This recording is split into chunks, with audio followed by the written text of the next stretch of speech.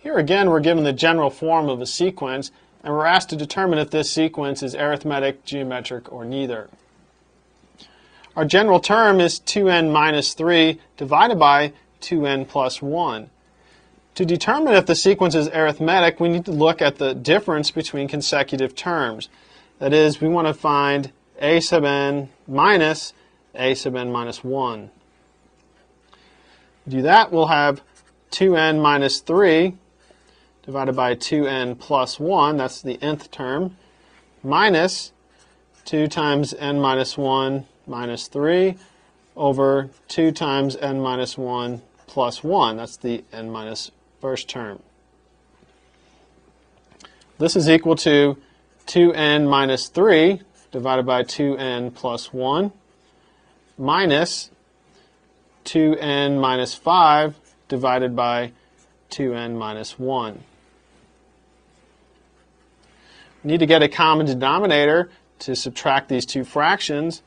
So we're going to end up with 2n minus 3 times 2n minus 1 minus 2n minus 5 times 2n plus 1, all divided by 2n plus 1 times 2n minus 1.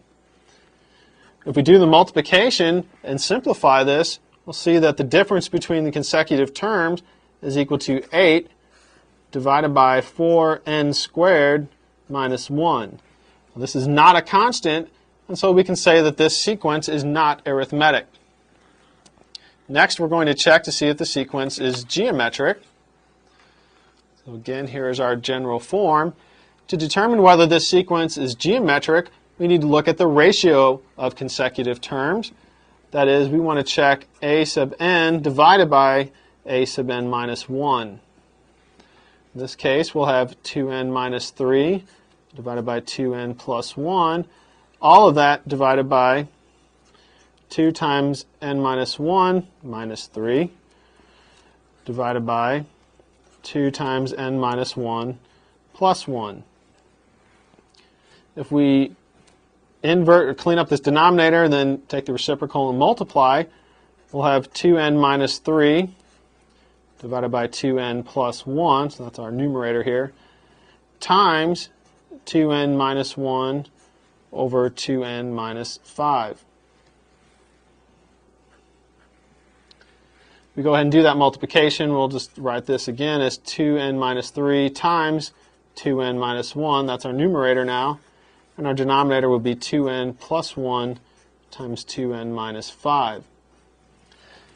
This is not a constant. Therefore, we can say that this sequence is not geometric. So it turns out that this sequence is neither arithmetic nor geometric.